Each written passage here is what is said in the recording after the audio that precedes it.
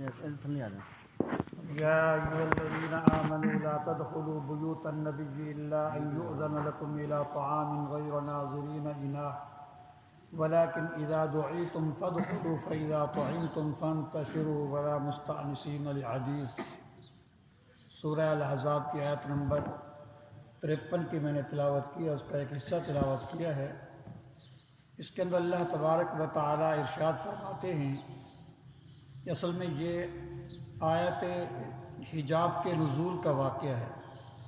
جب پردے کی آیت نازل ہوئی، یہ اس کا واقعہ اس کے اندر بیان کیا گیا ہے۔ حضرت انس بن مالک رضی اللہ تعالیٰ عنہ، ان کا تعارف یہ ہے کہ جب حضور علیہ السلام مکہ سے مدینہ منورہ ہجرت کر کے تشریف لائے تو حضرت انس نے آپ کی خدمت اپنے ذمے لے لی۔ اس وقت ان کی عمر 10 سال تھی، گھر آنا جانا تھا، اور پھر جب حضرت زینب بنت جحش رضی اللہ تعالیٰ عنہ سے حضور علیہ السلام کا نکاح ہوا۔ یہ حضرت حضور علیہ السلام کی پھوپھی ذات بہن ہیں۔ تو اس وقت یہ سن 5 ہجری کا واقعہ ہے۔ گویا کہ اس وقت انس بن مالک رضی اللہ تعالیٰ عنہ 15 سال کے ہونے والے تھے۔ اس وقت جب یہ ولیمہ ہو رہا تھا تو لوگ کھانا کھانے کے لیے تشریف لائے، تو کچھ لوگ کھانا کھانے کے بعد چلے گئے، اور لیکن کچھ لوگ وہاں بیٹھ کر، جس طرح ہماری عادت ہے بیٹھے رہتے ہیں کھانا کھانے کے بعد، اس سے میزبان کو تکلیف ہوتی ہے۔ تو وہ بیٹھ کر باتیں کرنے لگ گئے۔ حضور علیہ السلام کی خواہش یہ تھی کہ اب یہ چلے جائیں۔ حضور علیہ السلام نے اپنی کیفیت اس طرح بنائی گویا کہ حضور صلی اللہ علیہ وسلم اٹھ رہے ہیں۔ آپ کو اٹھنے کا ارادہ نہیں تھا، لیکن آپ نے ایسا طرز اختیار کیا کہ دیکھنے والا یہ سمجھے کہ شاید آپ اٹھنے لگے ہیں۔ مقصد آپ کا یہ تھا کہ میرے اس طرز عمل کو دیکھ کر لوگ بھی اٹھ جائیں گے، لیکن لوگ پھر بھی نہ اٹھے۔ اب اصل میں سادہ لوگ تھے، ابھی معاشرت کی پوری تعلیم اور آداب اور احکام ابھی تک نازل بھی نہیں ہوئے تھے، اور ابھی تک اس کی تعلیم بھی نہیں ہوئی تھی، اس لیے کوئی غلط بات بھی ذہن میں نہ آئے صحابہ کرام کے بارے میں، کیونکہ ابھی احکام نازل ہو رہے تھے۔ تو سب کا جو طریقے تھے لوگ اس پر چل رہے تھے۔ تو حضور علیہ السلام نے دیکھا کہ میرے اس حرکت سے بھی یہ نہیں اٹھے، پھر حضور علیہ السلام اٹھ کر چلے ہی گئے۔ حضرت عائشہ صدیقہ رضی اللہ تعالیٰ عنہ کے حجرے کی طرف چلے گئے، اور وہاں حجرے پر پہنچ کر، دروازے پر پہنچ کر، حجرے تھے ازواج کے، تو آپ کے ذہن میں یہ خیال آیا کہ اب تک وہ جا چکے ہوں گے۔ آپ وہیں سے پیچھے مڑ آئے، دیکھا تو ابھی تک وہ بیٹھے ہوئے ہیں، ابھی تک بیٹھے ہوئے ہیں۔ حضور علیہ السلام کو اس سے ناگواری ہوئی، تو اللہ تبارک و تعالیٰ نے اس وقت جب آپ واپس آئے تو پھر لوگوں نے، ان کو بعضوں کو احساس ہوا کہ ہم بیٹھے رہے ہیں، اس سے وسلم کو تکلیف ہوئی ہے۔ پھر اس کے بعد لوگ اٹھے۔ جب لوگ اٹھ کر چلے گئے تو پھر حضور علیہ السلام حضرت زینب بنت جحش کو جو حجرہ دیا ہوگا، یعنی کہ وہ ڈولی لائے ہوں گے، وہاں ٹھہرایا ہوگا، تو وہاں اندر داخل ہونے لگے۔ تو حضرت انس بن مالک فرماتے ہیں کہ جیسا کہ میری عام عادت تھی، معمول تھا کہ میں بھی گھر میں چلا جاتا تھا۔ 15 سال کے عمر کے ہو چکے تھے، تو میں بھی ایسے اندر داخل ہونے لگا، تو اس وقت سے پہلے یہ آیات مبارکہ نازل ہو گئی حجاب کی، پردے کی۔ فرمایا انس رک جاؤ، باہر چلے جاؤ۔ آپ نے پھر پردہ لٹکا دیا درمیان میں، میرے اور اپنے درمیان پردہ لٹکا دیا۔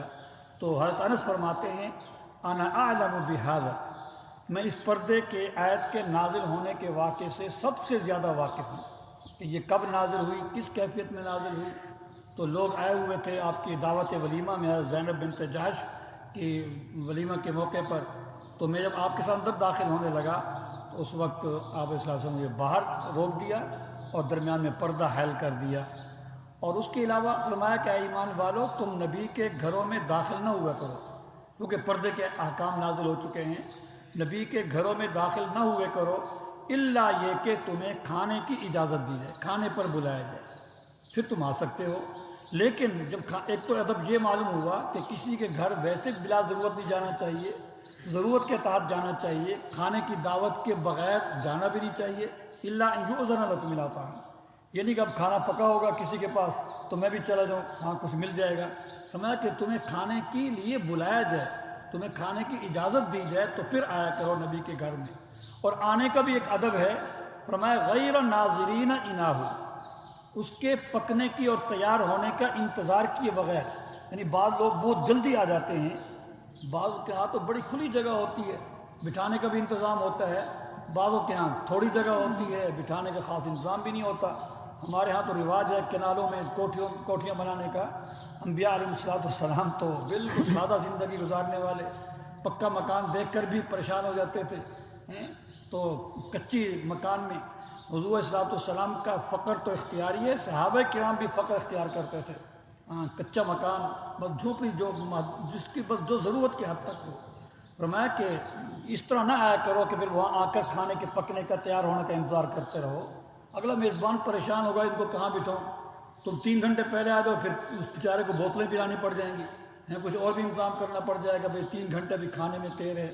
اس لیے عین موقع پر آؤ جب کھانے کے لیے آواز لگا دی جائے۔ شہر بھی چھوٹے ہوتے تھے، بھئی کھانا تیار ہو گیا اب آ جاؤ، تو اس حال میں کہ تم اس کے تیار ہونے اور پکنے کا انتظار نہ کرنے والے ہو، یعنی عین موقع پر آؤ۔ ولیکن اذا دعیتم، ہاں جب تمہیں بلایا جائے تو پھر آ جایا کرو۔ اذا دعیتم فادخلوا، پھر آ جایا کرو، پھر داخل ہوا کرو۔ پھر ایک اور ادب یہ بیان کیا فاذا طعمتم فانتشروا، پھر جب کھا چکو تو پھر چلے جاؤ، وہاں بیٹھے نہ رہا کرو۔ بعض اوقات تو یہ ہوتا ہے کہ جگہ تنگ ہوتی ہے، بیچاری عورتیں پردے کے اندر محصور ہو کے بیٹھی ہوتی ہیں، انہوں نے باہر کام کاج کرنے ہیں، ان کو ایسے قید کر رکھا ہوتا ہے کمرے کے اندر، انہوں نے اور کئی کام کرنے ہوتے ہیں۔ دوسرا یہ ہوتا ہے کہ تم جاؤ گے تو دوسری شفٹ لگے گی، یہ بھی تو بعض اوقات ضرورت ہوتی ہے۔ تو بہرحال جب کھا چکو تو پھر چلے جایا کرو۔ ولا مستانسین لحدیث، اور باتوں سے مانوس ہو کر بیٹھے نہ رہا کرو، باتوں میں دل لگا کر بیٹھے نہ رہا کرو، بس اپنا کام کرو، کھانا کھاؤ اور چلے جاؤ بس۔ ان ذالکم کان یؤذی النبی، تمہارے یہ عمل نبی علیہ السلام کو ناگوار لگتی ہے، ان کو تکلیف ہوتی ہے۔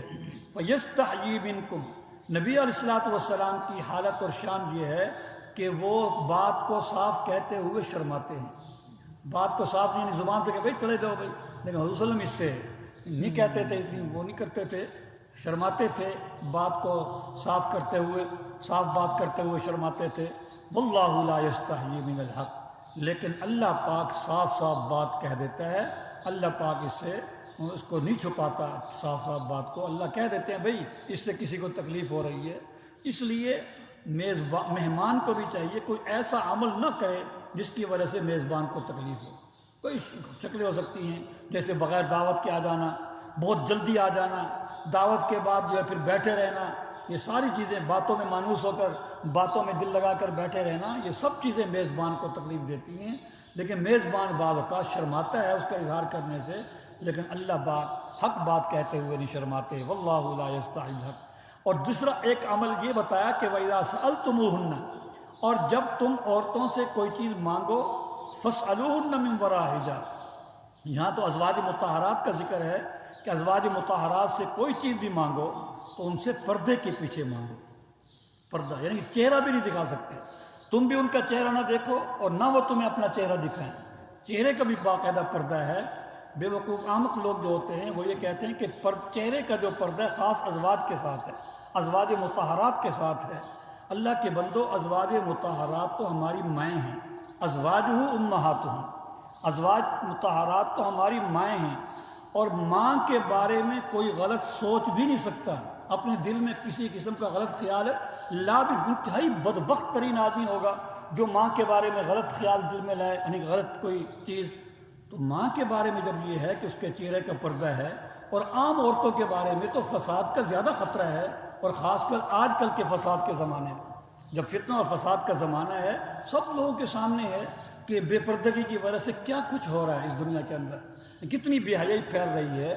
تو جب ازواج مطہرات جو ہماری مائیں ہیں، بیٹوں کو حکم دیا جا رہا ہے کہ ماؤں کے سامنے نہ ہو، ان کے چہرے کو نہ دیکھو، نہ وہ چہرہ اپنا تمہیں دکھائیں، جبکہ ماں کے بارے میں کوئی برا تصور کر بھی نہیں سکتا، اس کے دل میں کسی قسم کا غلط خیال آ بھی نہیں سکتا بیٹے کے دل میں۔ بدبخت ترین آدمی ہو تو الگ بات ہے۔